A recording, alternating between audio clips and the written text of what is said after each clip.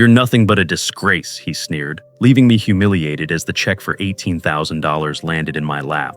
In that instant, I felt the weight of betrayal sink deeper than any debt, because it hadn't just emptied my wallet, it tore at the dignity I had carried all my life. What began as a dinner surrounded by laughter and flashing cameras became the night I realized my own family had turned me into a pawn, and that humiliation was only the beginning of a battle that would test every ounce of my resolve. Before we dive into today's story, I recommend you hit that subscribe button and turn on the notification bell, so you never miss a new story filled with drama, resilience, and unexpected twists. If you enjoy this video, type 1 in the comments. If not, type 0 to let me know how I can make better content for you. Now, settle in, get comfortable, and maybe grab your favorite drink, because this is a tale you won't want to miss. Let's get started. I'm Tom Reed, 63, and my mornings start with two familiar sounds: the whistle of an old kettle and the heavy roll of my garage door. The kettle belonged to my late wife, Margaret, who used to scold it for leaking steam before it boiled. Now it keeps me company, hissing into the silence. The garage door, on the other hand, groans like an arthritic joint, protesting the day's labor before it begins. That door has opened for me nearly every morning for 4 decades, letting in Seattle's damp air, sharp with the smell of salt and asphalt. Rain is part of life here. Folks complain about the drizzle, the endless gray sky, the way everything feels damp no matter how high you turn the heat. But I've grown to see it as a rhythm, steady as a metronome. The rain reminds me that some things never change, even when everything else does. It falls the same on rich and poor, on glass towers and sagging bungalows. And in my garage, with its cracked concrete floor and pegboard lined with wrenches, it plays percussion for the engines waiting to be healed. My work is simple. I fix cars. Engines cough, brakes squeal, belts snap, and I coax them back to life. People think machines are lifeless hunks of metal, but to me, they speak.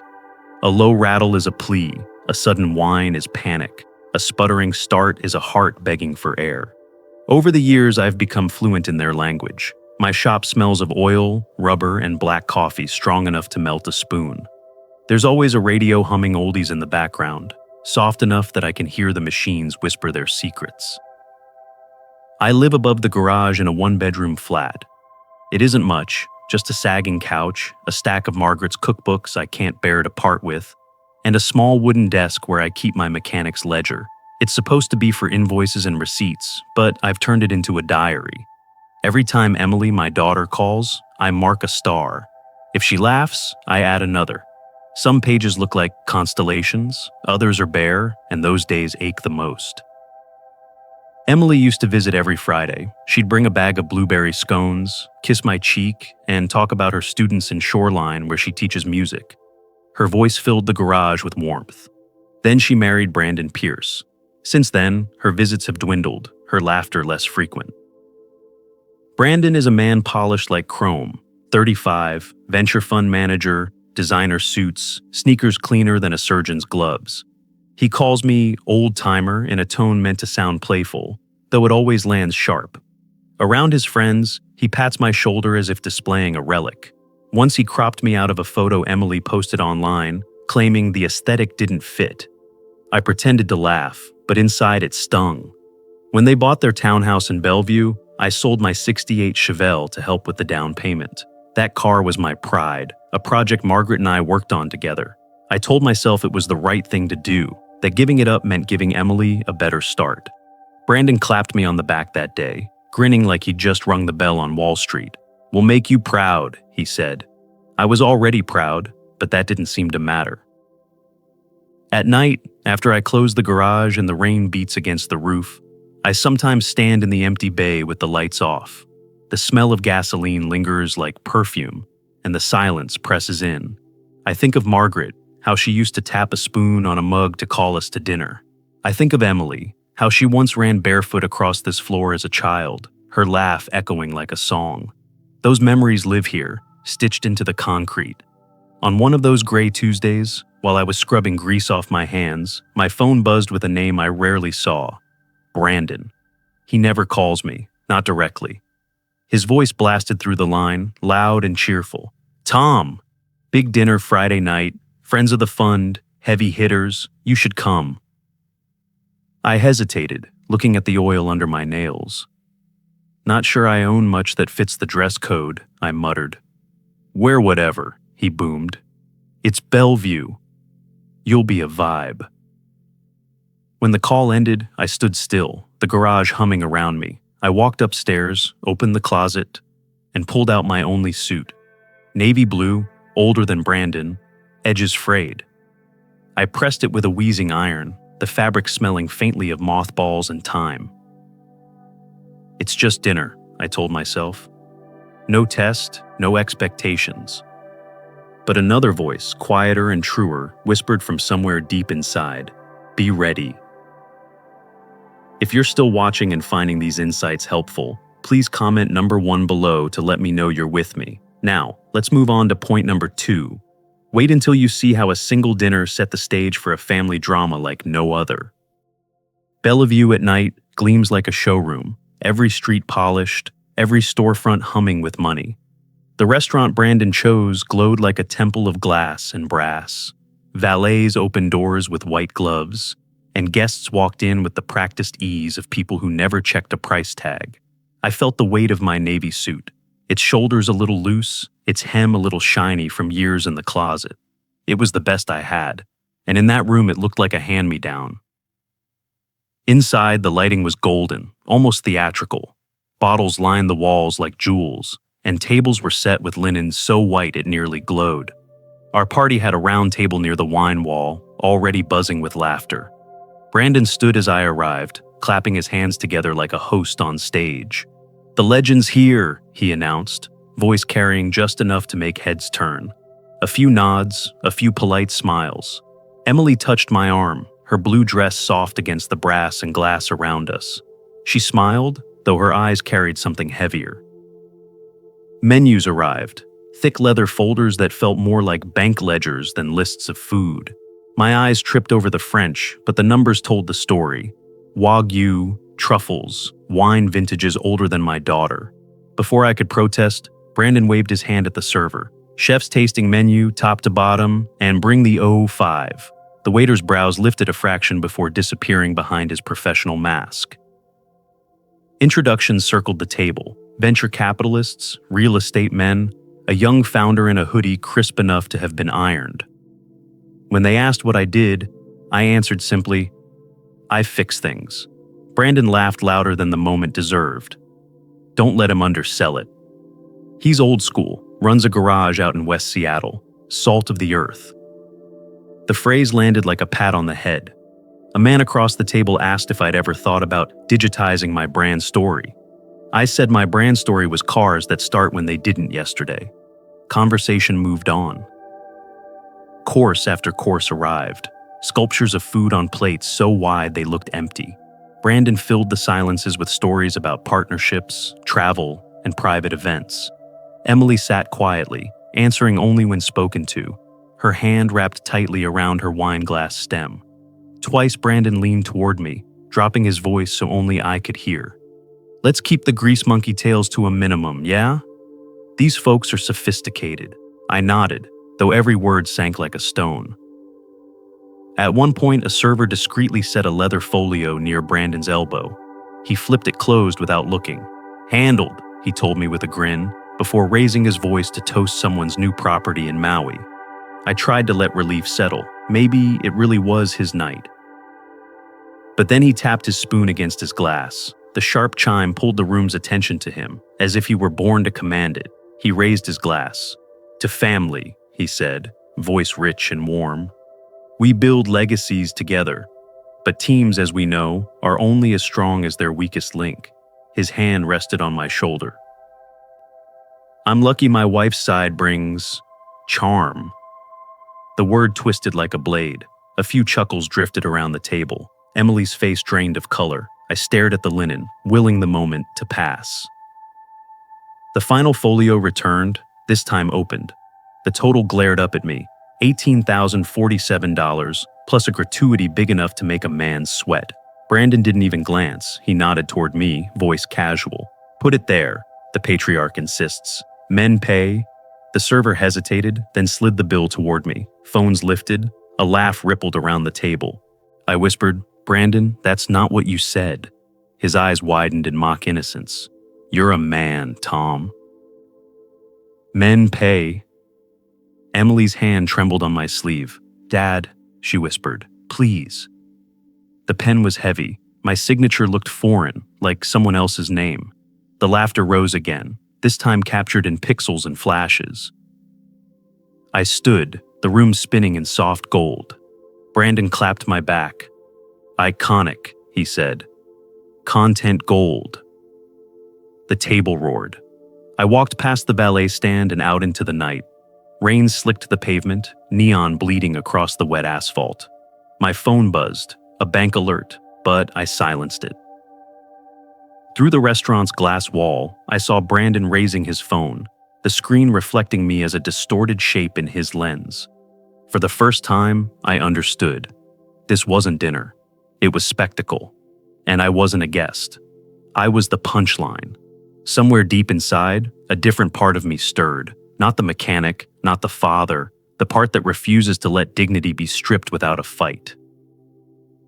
If you're still watching and following this story closely, comment number 2 below to show you're with me. Next, you'll see the first cracks appear in a marriage that everyone thought was unshakable. The morning after the dinner, the rain had not let up. It drummed against the tin awning outside my garage, steady and cold, like a reminder that the world carried on no matter how broken you felt. I sat at my small desk in the office corner, the smell of oil and coffee thick in the air. My phone screen glowed with the bank alert I had silenced the night before. The number sat there in black and white, negative $18,047.62. My stomach clenched. It was not just money leaving my account, it was my dignity leaving with it. I closed my eyes, but what replayed wasn't the bill or Brandon's smug grin. It was Emily's face. The way her fingers had trembled on my sleeve, the way her eyes had darted away from the table, ashamed and powerless. That image hurt worse than any overdraft notice. I had always promised myself I would be her protector, even when she was grown, and yet last night, I had signed my name onto humiliation while she watched. I opened the mechanic's ledger I'd turned into a diary. There were pages filled with stars, 1 for each call from Emily, 2 when she laughed. Those stars had been my constellations. Now the page where I marked yesterday felt poisoned. My pen hovered above it, but I couldn't bring myself to draw even a single line. Instead, I flipped to a blank sheet and stared at the emptiness. "Why did I sign?" I muttered to the silent room. I could have refused. I could have thrown the folio back and walked out. But I hadn't. I had chosen shame, and that choice gnawed at me like rust on a frame. I pushed the ledger aside and pulled open the filing cabinet in the corner. Old manila folders sagged with receipts, tax returns, and records I had kept in case the world ever demanded proof of my small life. I found the sales slip for the '68 Chevelle, the car Margaret and I had restored together. I had let it go for half its worth, so Emily and Brandon could make the down payment on their townhouse.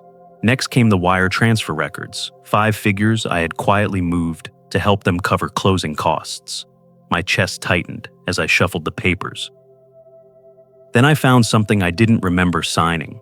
It was buried under insurance documents, a loan agreement dated 18 months ago. My name was listed as a co-signer next to Brandon's. The lender was a boutique restaurant investment group. The amount, $60,000.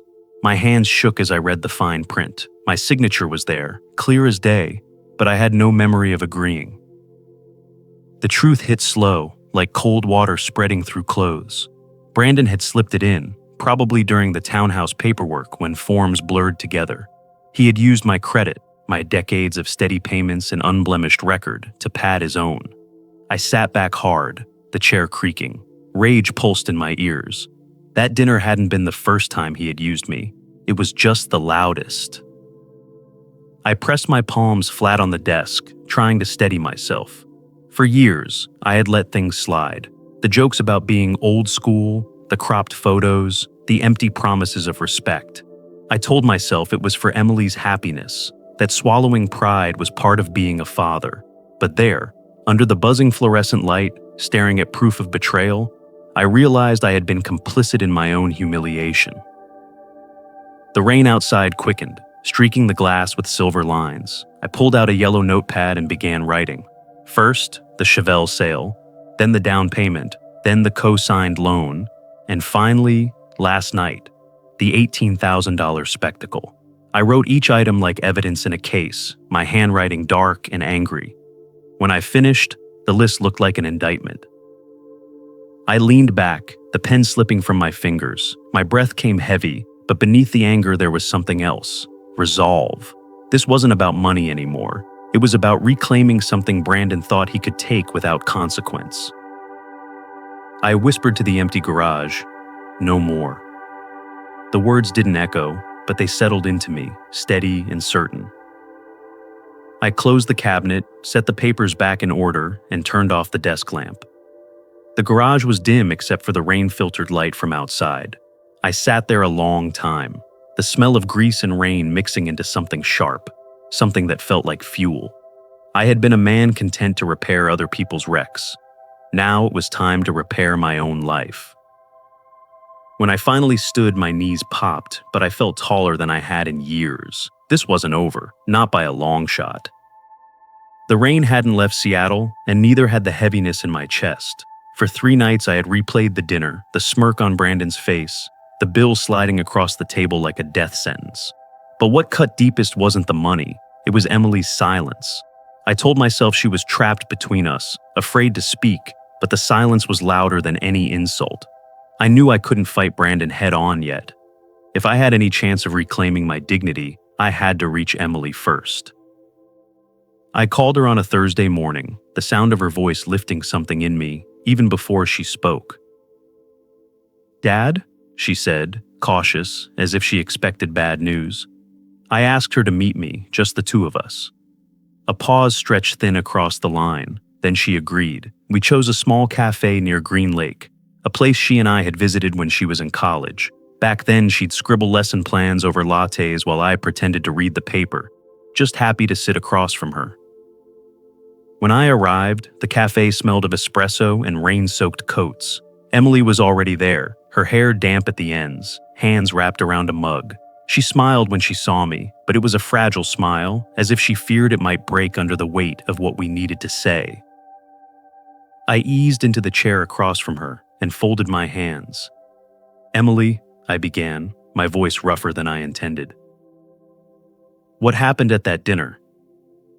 It wasn't right. It wasn't just a joke.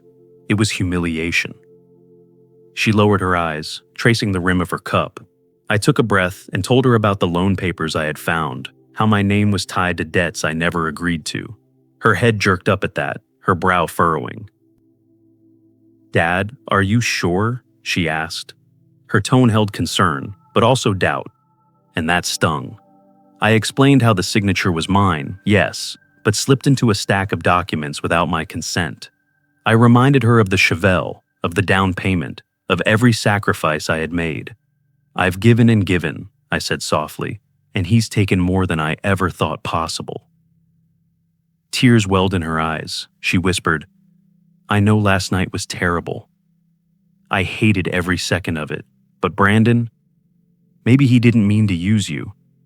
Maybe you're seeing it worse than it was." Her words cut like a cold blade. I wanted to shout, to remind her that numbers don't lie, but I forced myself calm. I told her, "This isn't about me being dramatic. This is about respect. And it's about you too. You deserve better than to live in the shadow of a man who treats family like collateral." Emily shook her head, tears slipping down her cheeks. "Dad, please don't make me choose between you and him." The sentence landed heavier than the dinner bill. It meant I was losing her, not because she didn't love me, but because she was bound by loyalty or fear or both. I reached into my coat for the papers, ready to place them on the table, to prove every word. That's when I felt the air change. A hand clapped my shoulder, firm and smug. I turned, and there he was, Brandon, his white sneakers unspotted by the rain, his grin polished. Emily's eyes darted away, and I knew then she had texted him, maybe out of panic. Brandon slid into the chair beside her, his presence filling the small space like smoke. "We're family," he said smoothly. "Let's not turn this into drama." His hand covered Emily's, and she leaned toward him as though seeking shelter. I sat back, fists tight in my lap. It was 2 against 1 now, and I could feel the weight of the trap. I wanted to argue, to slam the papers on the table, to force Emily to see, but her face, red eyes, trembling lips stopped me. She was already breaking, and Brandon knew it. He thrived on that. If I pressed harder now, I'd lose her completely. So, I stood. I slid the papers back into my coat and forced my voice steady. "I won't fight for your trust today, Emily. But I will fight for the truth." Brandon's smile faltered, just for a second, before snapping back in place. Emily whispered my name, but I shook my head. The bell above the cafe door jingled as I stepped out. Rain swept across the sidewalk, cold and relentless. I pulled my coat tight, the loan documents a solid weight against my chest. Standing there in the downpour, I realized the battle wasn't inside that cafe. It was bigger, and it was mine to wage alone. I told myself I wouldn't go. For a week after the cafe, I replayed Emily's tears and Brandon's smirk, and I promised I wouldn't step into another room where he could twist me into a spectacle. But then the invitation arrived, embossed, delivered in a heavy envelope with my name written in bold letters. The event was billed as an evening of legacy building and innovation. I knew Brandon's fingerprints were on it, even if Emily's name was scribbled on the note inside. Against every instinct, I ironed the same navy suit and showed up. The venue was a downtown ballroom, chandeliers blazing like suns, polished marble floors reflecting shoes that cost more than I made in a week. I stood in the corner at first, a glass of water sweating in my hand. The crowd buzzed with laughter, business cards flashing like playing cards, deals being brokered between bites of hors d'oeuvres. I felt like a misplaced cog in a machine of gold and glass. Brandon made his entrance with the ease of a man who believed the room belonged to him. Emily was at his side, smile painted on, her arm looped through his. He spotted me instantly, a flash of surprise, then a grin curling like smoke. He clapped his hands for attention, his voice rising above the chatter. "Ladies and gentlemen, we're blessed tonight. Not only do we have investors, innovators, and visionaries, but we also have my father-in-law, Tom Reed." Heads turned, some polite applause, some curious glances. Brandon wasn't finished. He leaned into the mic, his voice dripping with performance. "You might have heard the story, our legendary dinner a few weeks back. $18,000, and my old-school father-in-law, bless his heart, picked up the tab like a true patriarch." Laughter rippled through the crowd. Phones lifted. The story had grown legs, and Brandon was feeding it like a bonfire. I felt the heat climb my neck. My fists tightened at my sides. He was turning my humiliation into a party trick, and everyone was in on it. I stood, my chair scraping the floor loud enough to hush the laughter. My voice trembled at first, but it carried. "That wasn't generosity," I said. "It was theft dressed as a joke." The ballroom froze. Dozens of eyes fixed on me. A few gasps slipped through the silence. Brandon's grin faltered, then returned sharper, crueler. "Come on, Tom," he said into the mic, laughter forced. "Don't ruin a good story. Everyone here knows you've always been nostalgic. A mechanic stuck in the past, bitter because the world moved on without him." The words cracked something in me. My life's work reduced to a punchline. I was ready to walk out when a voice rang clear from the other side of the room. "I know this man. He's no disgrace." All heads turned. A tall man in a gray suit stepped forward. I recognized him faintly, the president of a regional bank. Years ago, his employees used to bring their cars to my garage. Once I'd stayed late to fix his daughter's car so she could drive safely to college. Now his voice cut through Brandon's theater. He's a man of integrity. He's helped people quietly, with no cameras, no crowd. If you want to talk about legacy, that's legacy. The room buzzed, the laughter gone, whispers rose, some people nodding, others glancing at Brandon with new eyes. Brandon's mask cracked. He slammed the mic back onto the stand, his voice rising. "You don't know the half of it.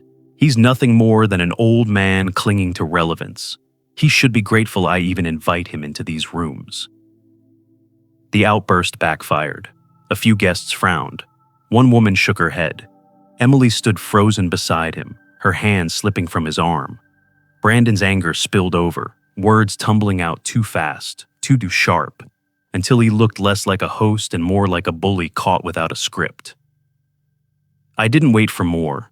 I buttoned my jacket, nodded once to the banker who had spoken up, and walked toward the exit. My steps echoed on the marble, each one lighter than the last. Behind me, the murmurs grew louder, no longer laughter but questions. The air had shifted. The crowd wasn't with him anymore. Outside, rain slicked the city streets, neon bleeding into puddles. I breathed deep, the cool air filling me with something I hadn't felt in years: defiance. Brandon wanted a war of reputation, of image, fine, but wars aren't won with microphones and champagne. They're won with truth. And I had truth on my side. I pulled my coat tighter and whispered to myself, "This isn't over. Now it's war." The garage was quiet except for the rain tapping against the roof and the low hum of a fluorescent bulb overhead. My desk was cluttered with papers that had once been part of my ordinary life.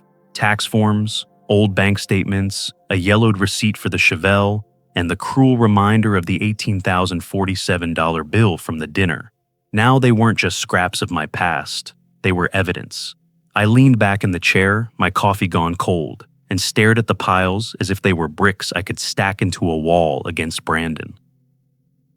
The words from the banker at the gala still rang in my ears. "He's no disgrace." It wasn't the kind of thing I was used to hearing. My life had been lived in grease-stained overalls, in a small garage that smelled of oil and exhaust, not under chandeliers and champagne lights. But for the first time, someone had reminded me that respect wasn't measured in dollar signs or designer suits.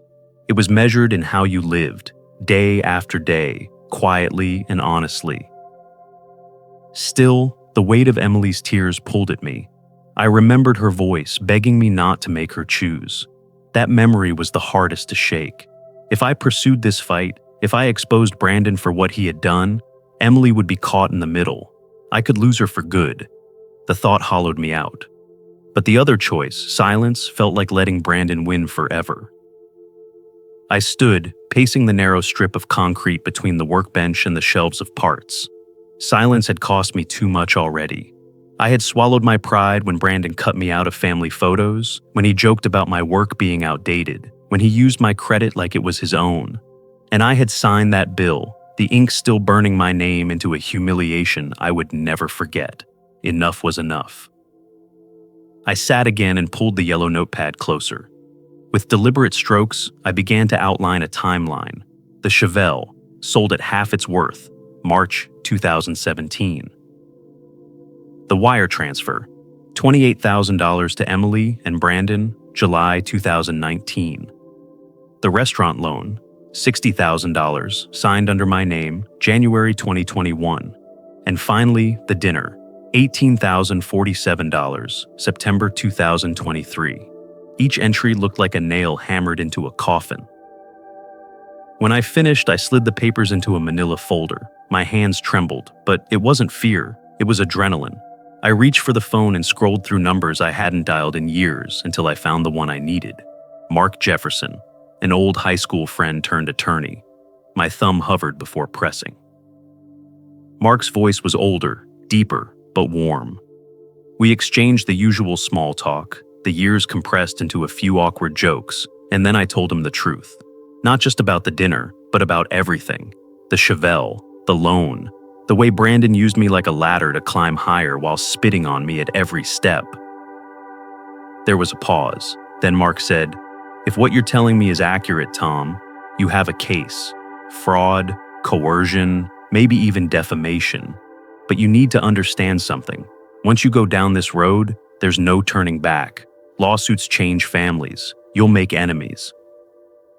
I let the silence stretch. Rain pounded harder on the roof. My reflection in the garage window looked like a man I barely recognized. Older, worn, but not broken. "I'm already living as his punchline," I said quietly. If I don't stand up now, I'll be nothing more than the story he tells at parties." Mark exhaled through the phone. "All right. Then we start with the basics. Gather every document. Don't throw anything away. I'll prepare the first steps, but I'll need your signature to move forward." After we hung up, I sat there with the phone still warm in my hand. The choice was made. There would be no more swallowing pride, no more pretending the dinner was just a bad night. This was war, and it would be fought with paper, signatures, and truth. I pulled the folder closer, signed the authorization Mark had emailed me, and slipped it into the scanner. The whir of the machine sounded louder than any engine I had ever tuned. When it stopped, I knew there was no undoing what I had just done. I shut off the light, stepped out into the wet night, and let the rain soak through my coat. For years, I had been content to fix broken cars. Now it was time to fix something far greater: my name. "I choose to fight," I whispered, and the words didn't sound weak, they sounded final. The envelope had been mailed, the signature inked, and the lawsuit filed. Once the papers left my lawyer's office, I felt the ground shift beneath me. For weeks I had sat in silence, absorbing humiliation like a sponge. Now, I had squeezed it out into the open, and there was no putting it back. The sound of rain against the garage roof was steady that night, but inside, my heart beat faster than the old clock on the wall. Brandon received notice within days. I didn't see his face, but I heard about the eruption. A neighbor told me he'd stormed into the townhouse, shouting loud enough for the whole block to hear. Emily called soon after, her voice breaking through the static of my old landline. "Dad, how could you? You've made this public. Do you know what this is going to do to us?" I wanted to tell her that us had been fractured long before the court clerk stamped those documents, but I bit my tongue. I listened as she wept, torn between loyalty to her husband and fear of losing her father. It was a pain I had expected but never wanted. The next blow came online. Brandon, polished as ever, appeared in a series of slick videos. His tone was calm, his smile rehearsed, but the message was sharp. He painted himself as the victim of a vindictive father-in-law. "Families should be about love and unity," he said in one clip, "not about lawsuits and bitterness." "I only ever wanted to build a future for my wife," comments flooded beneath, half sympathetic, half skeptical. My name trended on local feeds, not Tom Reed, the mechanic who kept old cars alive, but Tom Reed, the angry father-in-law dragging down success. I sat in the garage at midnight, the glow of my laptop harsh against the dark, my inbox filled with messages. Some cut deep. "Jealousy doesn't look good on you. No wonder he doesn't respect you." But there were others too. Neighbors recalling the time I fixed a lawnmower without charge, an old customer who remembered me working late to get him back on the road. One message came from a woman I barely remembered, thanking me for helping her stranded daughter years ago. Reading it, my eyes burned. For every insult Brandon hurled, there was a quiet voice of truth whispering back. But Emily, she came in person. She stood in the garage doorway one gray afternoon, rain dripping from her coat. Her eyes were red, her hands trembling. "Why, Dad?" she asked. "Why did you have to make this a war? You could have talked to us. You could have let it go." I wiped my hands on a rag, not knowing where to begin.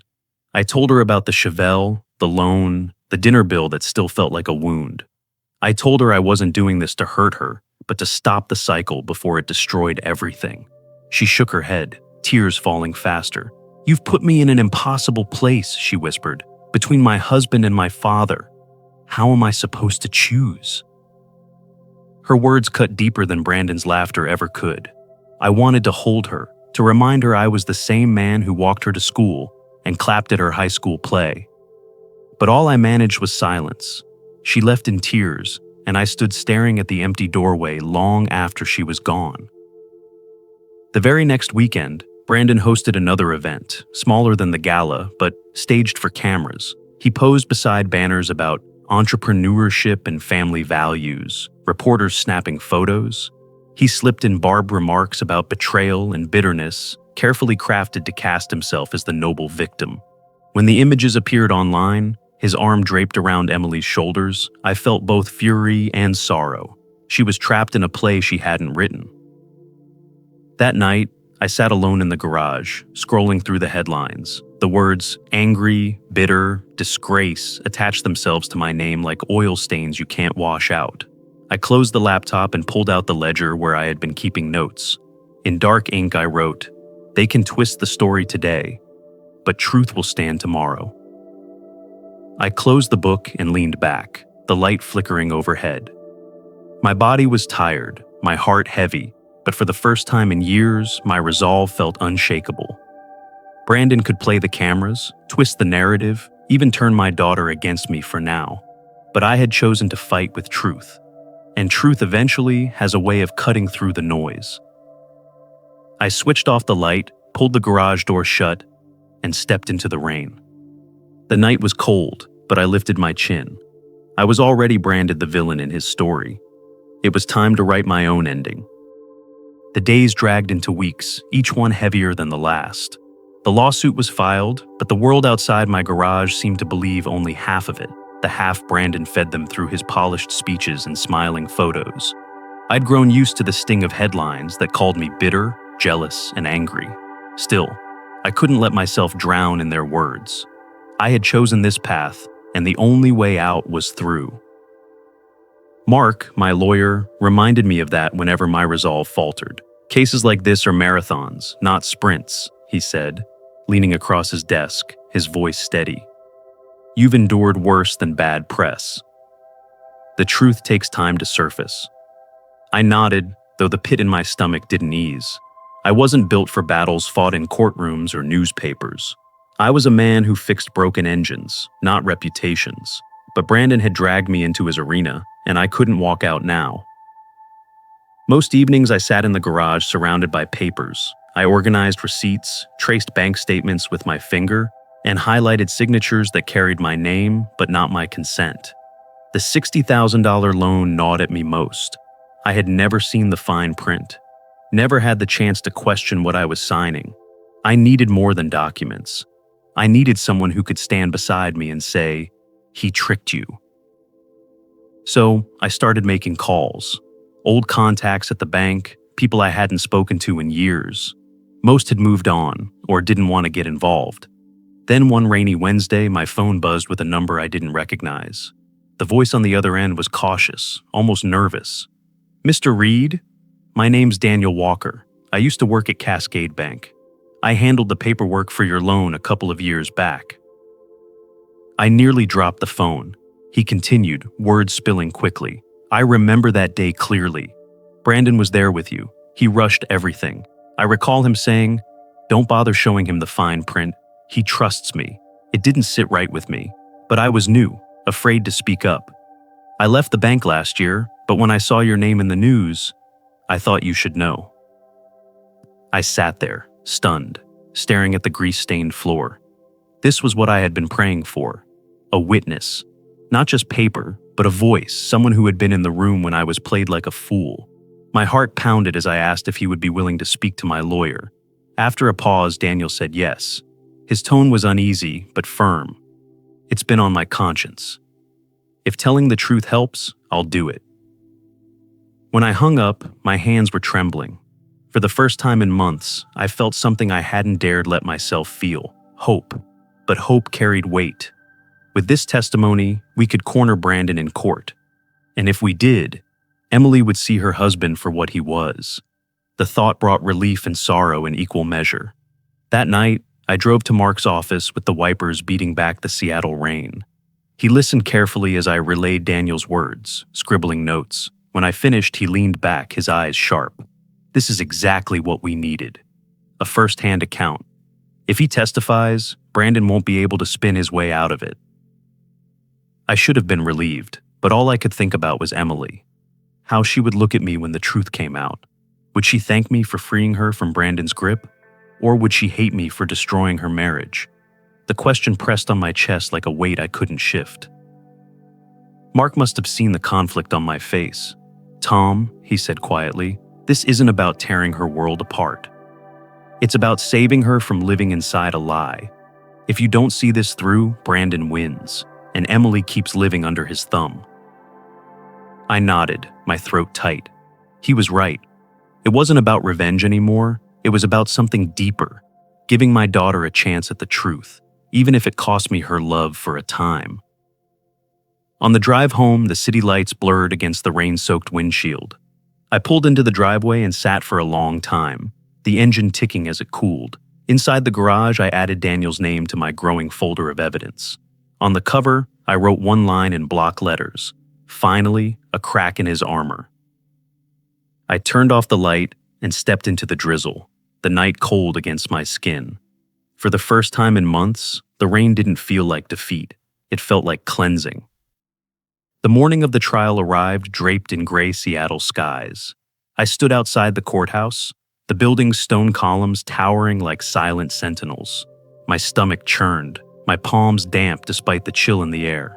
For months, my name had been twisted through headlines and whispers, but today at least, the truth would be given its chance.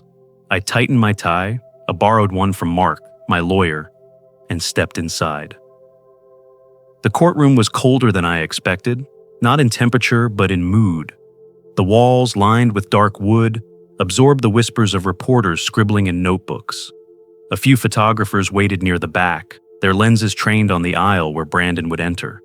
I sat quietly at the plaintiff's table, my hands folded over a yellow legal pad, each line filled with notes I'd written late into sleepless nights. When Brandon walked in, the room shifted. He wore a tailored navy suit, polished shoes, and that smile of practiced confidence. His hand rested on Emily's arm, though she looked less certain, her eyes shadowed with worry. She avoided my gaze as they passed. My chest tightened, but I forced myself to look forward. Judge Whitaker entered, the bailiff called for silence, and the proceedings began. Mark rose first, laying out the case like a mechanic showing the parts of an engine. He placed the $18,047 dinner bill on the evidence table, then the documents for the $60,000 loan, and finally, the bill of sale for my Chevelle. Each page landed with a sound that echoed louder than it should have, like nails in a coffin. Brandon's attorney countered smoothly, painting me as an aging man clinging to relevance, exaggerating grievances, and misunderstanding generous gestures from his successful son-in-law. Brandon sat with his hands folded, nodding solemnly as if he were the victim. I clenched my fists beneath the table. Then came the moment I had been waiting for. Mark called Daniel Walker to the stand. The young man adjusted his tie nervously, but when he spoke, his voice was steady. He described the day of the loan, Brandon urging him to rush the process, insisting I didn't need to see the fine print, saying, "Don't bother showing him, he trusts me." A ripple moved through the courtroom. Brandon's jaw tightened. His lawyer objected, tried to undermine Daniel's credibility, but Daniel didn't flinch. "I was there," he said firmly. "I heard him. I should have spoken sooner, but I was scared for my job. I'm not scared anymore." I felt a lump rise in my throat. For months, I had carried the weight of my own foolishness. Hearing another man confirm I had been deceived lifted a piece of that burden. For the first time, I didn't feel alone in the fight. Brandon snapped. He leaned forward, whispering harshly to his lawyer, then louder to the judge. "This is slander. He's lying. This is a setup." His voice cracked, anger spilling through the polished veneer he had so carefully maintained. The courtroom buzzed with murmurs. Even the reporters leaned forward, pens scratching furiously. Mark wasn't finished. "Your Honor," he said calmly, "we also have an audio recording." He clicked play. The speakers filled with Brandon's voice from the night of the gala, dripping with arrogance. He's nothing more than an old man clinging to relevance. He should be grateful. I even invite him into these rooms. Gasps filled the room. The words cut deeper than any document. They revealed not just fraud, but contempt. Contempt for me, for Emily, for the very bond of family. I closed my eyes, hearing the echo of every insult I had swallowed now laid bare for the world. Emily covered her mouth, tears welling. She turned to Brandon, whispering something sharp enough that he recoiled. For the first time, his confidence wavered. His smile faltered, his hands clenched the table until his knuckles whitened. The judge called for order, reminding everyone that the court was not a stage, but the damage was done. The jury's eyes told the story. Sympathy toward me, doubt toward him. The scales had shifted. As the proceedings wound down for the day, the judge announced that deliberations would continue before a final ruling. But the tone in the room was undeniable. Brandon's armor had cracked, and truth had slipped through the fissures. We rose as the court adjourned. Brandon stormed out first, cameras flashing as he barked at reporters, his face twisted in rage. Emily lingered behind, her eyes swollen from crying. She looked at me once, just once, and in that fleeting glance I saw a mixture of sorrow, regret, and something that might have been relief. I stepped outside into the damp air, the reporters swarming around me. I said nothing, only raised a hand to wave them off. For the first time in years, I didn't feel small. The sky above was heavy with clouds, but to me it felt brighter than it had in a long time. Standing on the courthouse steps, I whispered to myself, "The truth is finally louder than his lies."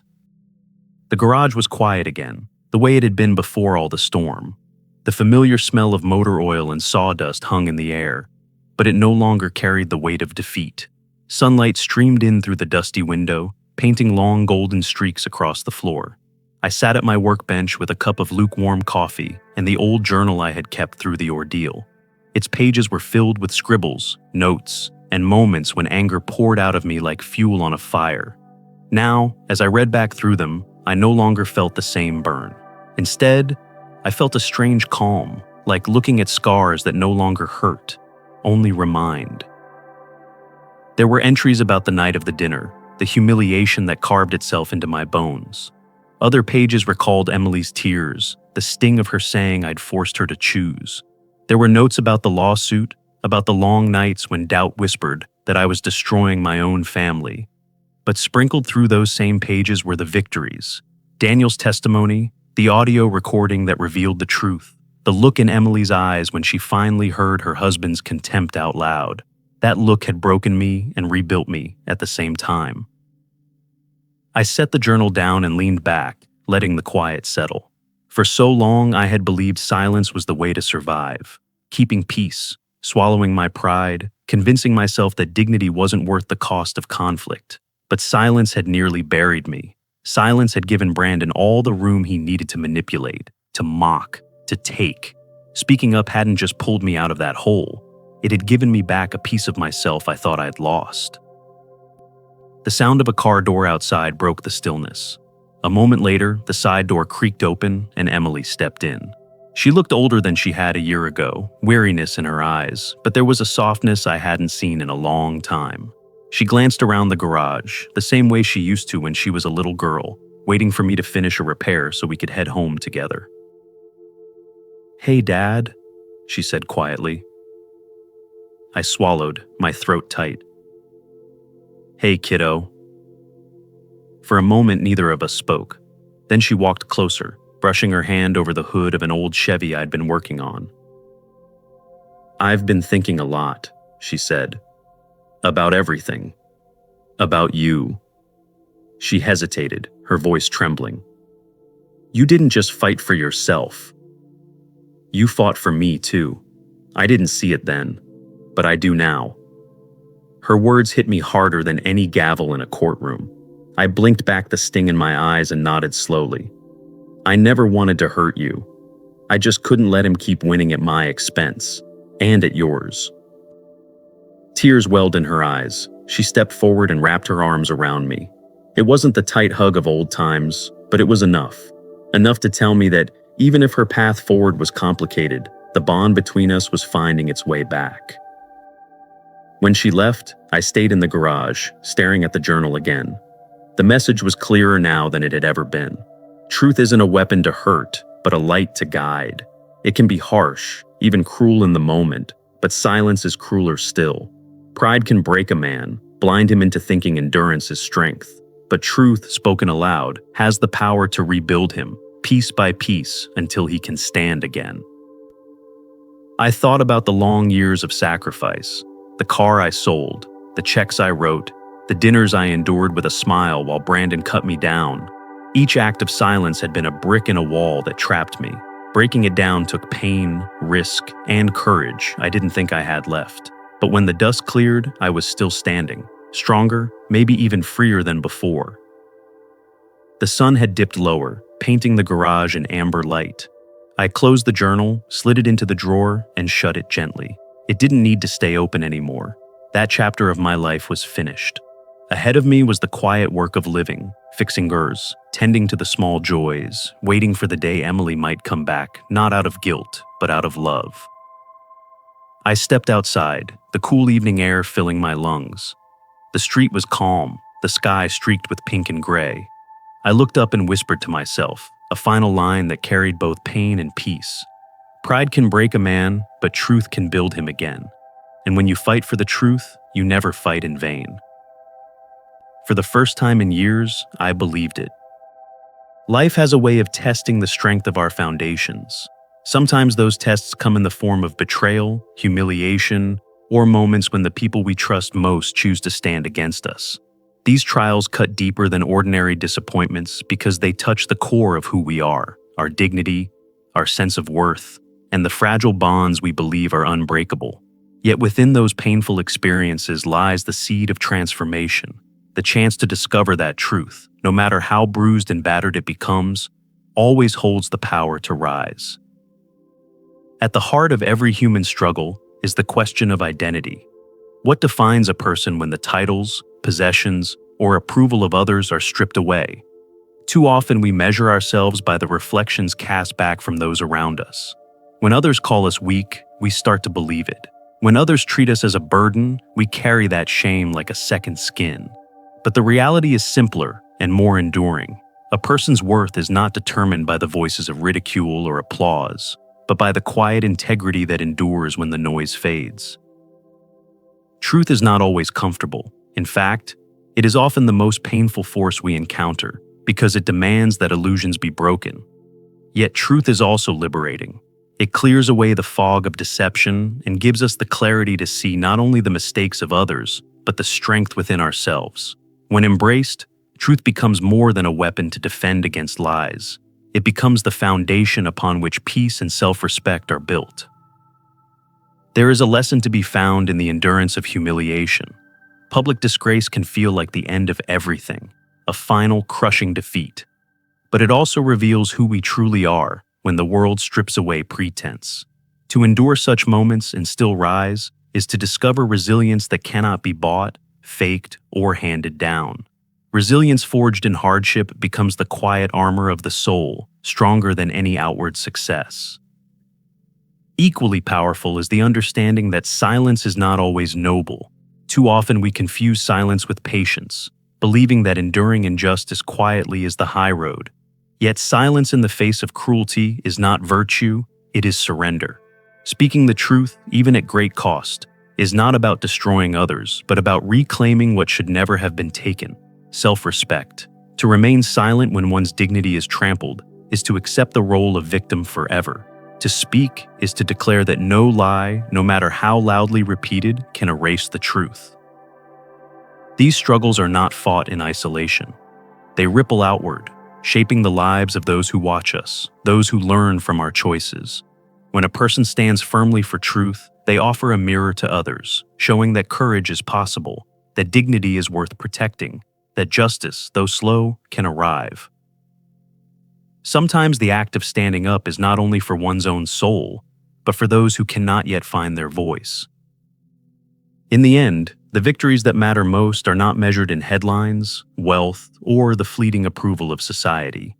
They are measured in the quiet moments when one can look in the mirror and feel no shame.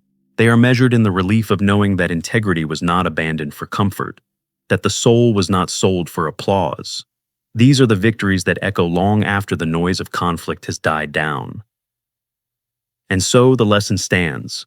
Pride may break a person, but truth has the power to rebuild them. Betrayal may wound deeply, but resilience turns scars into wisdom. The path of dignity is not the easiest road, but it is the only one that leads to peace. For in the battle between lies and truth, it is always truth that endures, quiet, steady, unshaken. And when we fight for the truth, no matter the cost, we discover that the fight is never in vain. These turning points remind us that setting boundaries and valuing ourselves is not just an act of courage, it's the foundation of living with dignity. Now, I'd love to hear from you. What's one lesson from this story that you feel connected to, and how will you apply it in your own life? Let's grow together by sharing our thoughts. If this story resonated with you, drop a 1 in the comments. If not, feel free to leave a 0. Your feedback helps us improve. And don't forget to like, share, and subscribe for more stories that touch the heart and spark reflection. Thank you for watching, and here's to living life with strength, honesty, and authenticity.